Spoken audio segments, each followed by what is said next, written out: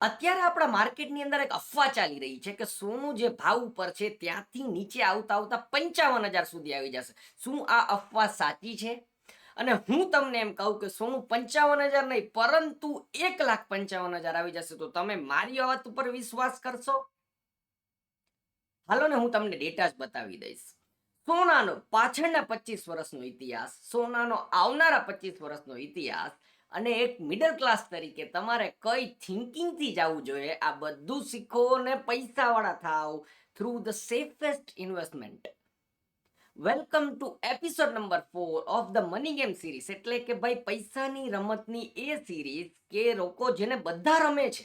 પૈસાની રમત એક એવી રમત છે કે બધા રમે છે પણ મોસ્ટલી લોકો હારે છે.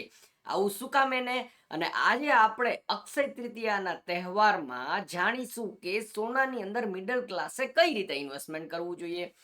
સો લેડીઝ એન્ડ જેન્ટલમેન, હું છું CS Sarthak Purohit. Welcome to the conclusion matters Gujarati. ચાલો બધાનો સમય વેસ્ટ કર્યા વગર આપણે ચાલુ કરવા જઈ રહ્યા છીએ આજનો આપણો episode, the money game, everything about the gold. હવે જ્યારે હું રિસર્ચ કરતો હતો ને તો ઘણી બધી વસ્તુ એવી આવી કે જે મને એવું લાગ્યું કે તમારા સુધી પહોંચાડું કે ન પહોંચાડું ઠીક છે, એનો કોઈ વધારે ઇમ્પોર્ટન્ટ નથી, પણ તું બધું મૂક અને મુદ્દાની વાત કર કે 1,55,000 કેવી રીતે જશે. હવે થોડો સમય તમારે મારી સાથે ફોકસથી રહેવાનું છે. મેં અહીંયા વર્ષ 2000 થી લઈ અને 2025 સુધીના સોનાના ભાવ દર 3 વર્ષના ગેપ ઉપર રાખેલા છે. 2000, 2003, 6, 9, 12, 15, 18 આવી રીતે 3 વર્ષના ગાળામાં જોઈએ કે આપણે સોનાનો ભાવ કેવી રીતે વધેલો છે. અને આ છે 10 ગ્રામનો ભાવ. ઓકે, ચાલુ કરીએ ઈસવીસન 2000ની, એટલે કે ભાઈ સાલ 2000ની અંદર 4400 રૂપિયા માત્ર ભાવ હતો 10 ગ્રામ સોનાનો. સાંભળજો, 2003, 3 વર્ષ પછી આવતા આવતા 5,600, એટલે કે 27% વધારો 3 વર્ષની અંદર. 2006 આવતા આવતા ઈ જ સોનાનો ભાવ 4,890, એટલે કે જો તમે 2000ની સાલની અંદર ઇન્વેસ્ટમેન્ટ કરેલું હોય તો 2006 આવતા આવતા ઓલમોસ્ટ તમારા પૈસા ડબલ થઈ જાય. 2003 થી કરેલું હોય તો તમારે 51% વધારો થાય. ચાલો તમે 2006ની અંદર જાગ્યા. 2006ની અંદર જે સોનું તમે લીધું હશે એ 2009 આવતા આવતા 70% વધારો, એટલે કે 14,500 રૂપિયાનો ભાવ. 2009 પછી 2012, 2012ની અંદર સોનું 31,000, એટલે કે 114% વધારો.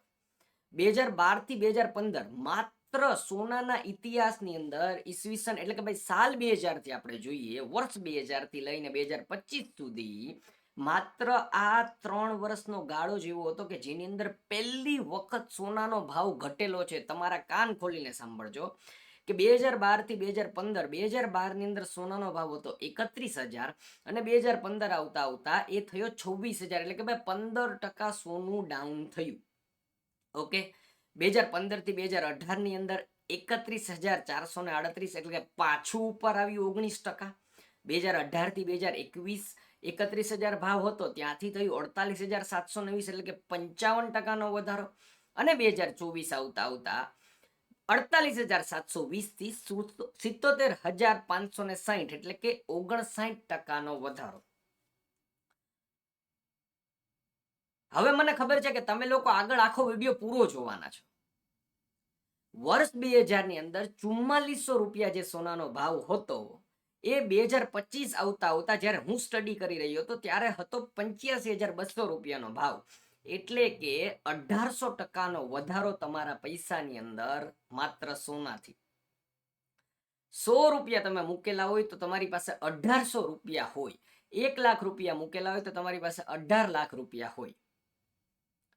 સમજી શકો છો તમે કે કેટલા ટકાનો વધારો સોનાની અંદર થઈ રહ્યો છે, પરંતુ તમે આની અંદર ભાગ તો લીધો નથી. અત્યારે તો અફવા ચાલી રહી છે ને કે નીચે 55,000 આવી જશે. ઓકે, હાલો આપણે એ વાત ઉપર પછી જઈએ. વર્ષ 2000ની અંદર, હવે તો તમારી સામે ડેટા છે. વર્ષ 2000ની અંદર સોનાનો ભાવ હતો 4,400 રૂપિયા અને 2025ની અંદર 85,200 રૂપિયા તમે લાઈવ જોઈ રહ્યા છો. 1800%નો વધારો. આવું થવાનું કારણ શું સાર્થક?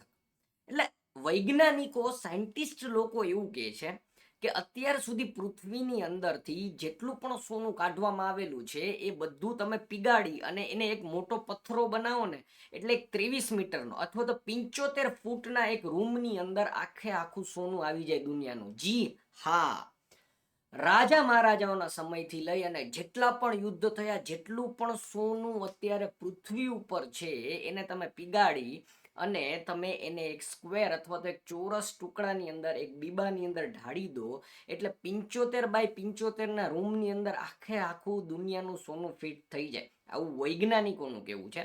એટલે કે દુનિયાની અંદર સોનાની અછત છે. તો શું પૃથ્વીની અંદર અછત છે? ના, એવું નથી.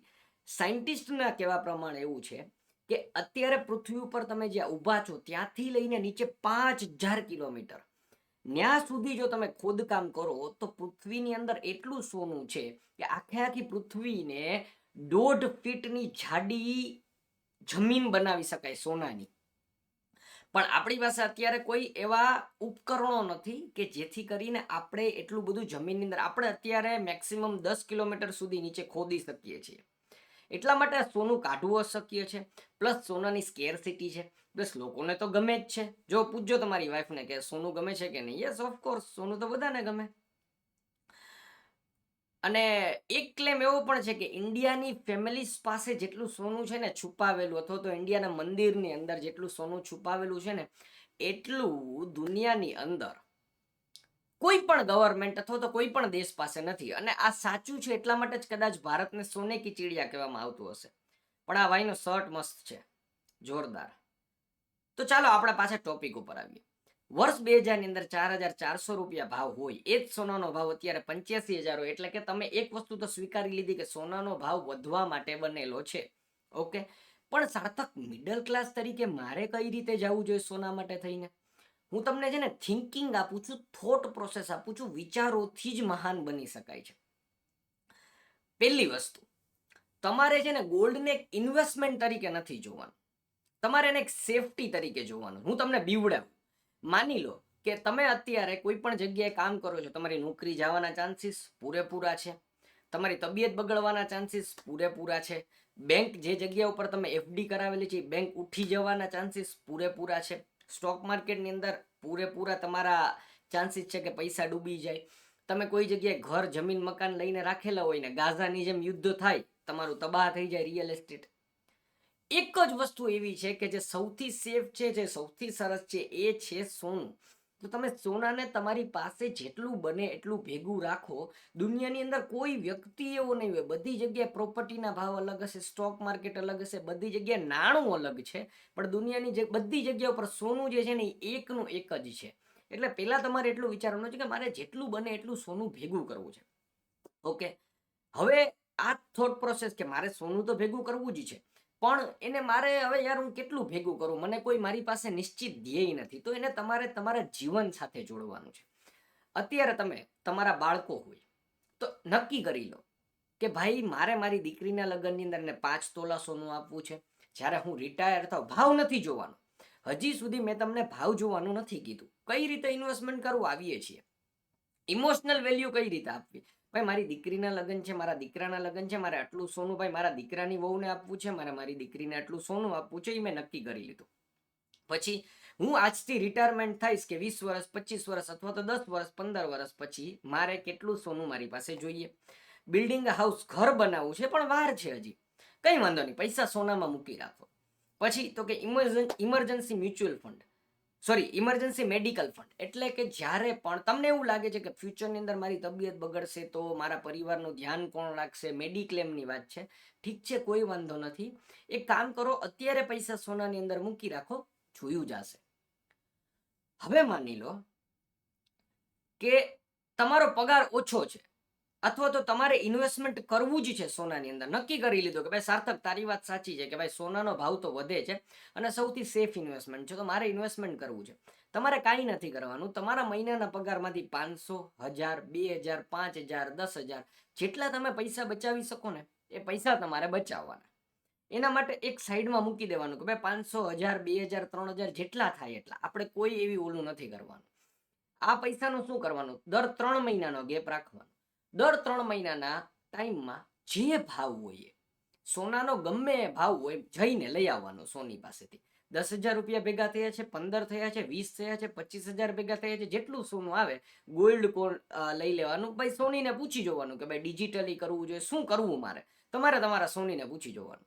પણ એટલું યાદ રાખજો કે દર 3 મહિને લઈ લેવાનું. અને ક્યારે નહીં લેવાનું તો કે લગ્ન ગાળો આવતો હોય ને ત્યારે નહીં લેવાનું. સિમ્પલ સીધો હિસાબ. ઓકે.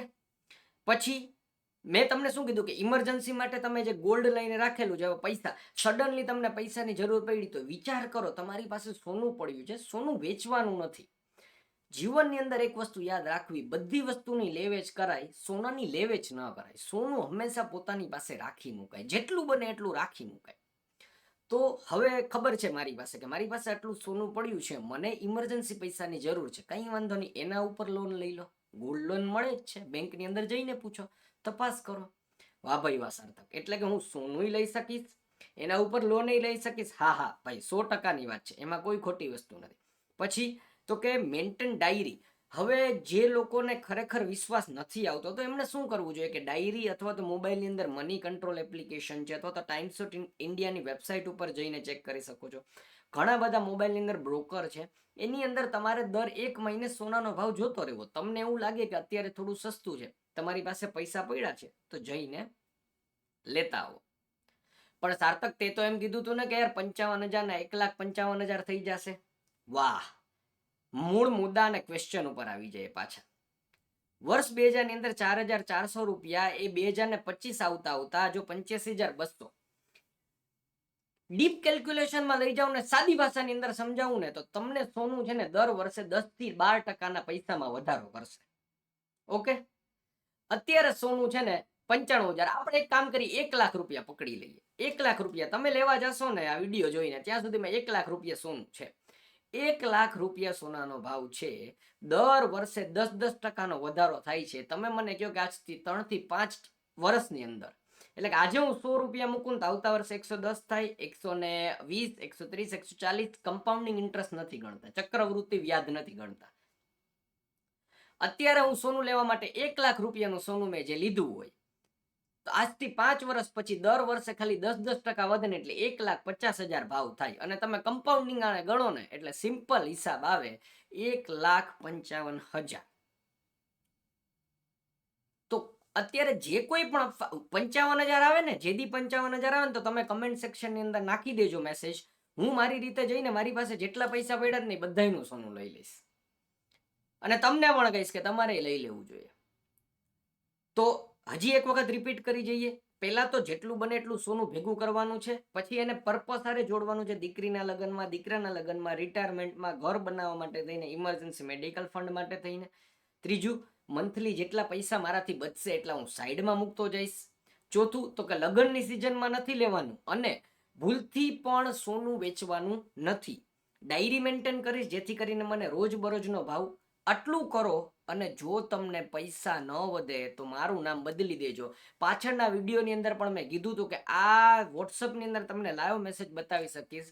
70,000 ભાવ હતો ને, સસ્તો થયો ને, તો મેં મારા મમ્મીને મેસેજ કરેલો છે કે મમ્મી જઈને તમે ગોલ્ડ લેતા આવો. મારી મમ્મીએ પણ પરચેસ કરેલું છે, અમે પણ પરચેસ કરેલું હતું. અને પર્સનલ એક્સપિરિયન્સમાંથી કહું છું, અત્યારે ભાવ છે 92,000 થી 95,000ની આજુબાજુમાં. સમજી શકો છો કે આની કિંમત શું છે, બતાવવા માટે થઈને ખાલી. અને કન્ક્લુઝન, હજી તો મેં તમને એ વાત તો કરેલી જ નથી કે રીચ લોકો કઈ રીતે કરે છે. એક્ઝિટ રૂટ તરીકે તમારા વારસાગત કઈ રીતે છોકરાઓને આપવાનું છે, પાવરમાં કઈ રીતે રહેવાનું છે, પૈસાની કઈ રીતે વાત કરવાની છે, ફિઝિકલ ગોલ્ડ લેવું કે ગોલ્ડ ઇટીએફની અંદર કરવું, ડિજિટલ ગોલ્ડ કરવું. પણ આ બધા માટે થઈને મને તમારો સપોર્ટ જોઈએ છે. આ વિડીયોને જો 10,000 વ્યૂઝ આવશે તો નેક્સ્ટ એપિસોડ ગોલ્ડની ઉપર એટલો સરસ મજાનો ઇન ડિટેલ ચાર્ટ એનાલિસિસ સાથે કરવામાં આવશે. કન્ક્લુઝન શું છે તો કે આપણા શાસ્ત્રોની અંદર કીધું છે, મનુસ્મૃતિની અંદર ચેપ્ટર નંબર 8 ને એના શ્લોક નંબર 400 ની અંદર કે gold is the root of wealth, કે ભાઈ સોનું એ સંપત્તિનું મૂળ છે. અને એનાથી પણ વધારે જો અમને અમારી ચેનલને જો ગમતો કોટ હોય તો એ અર્થશાસ્ત્ર બાય ચાણક્યમાંથી છે કે સોનાનું મૂલ્ય તેની શુદ્ધતા દ્વારા ચકાસવામાં આવે છે, અને માણસનું મૂલ્ય તેના સત્ય દ્વારા. તો thank you guys for watching.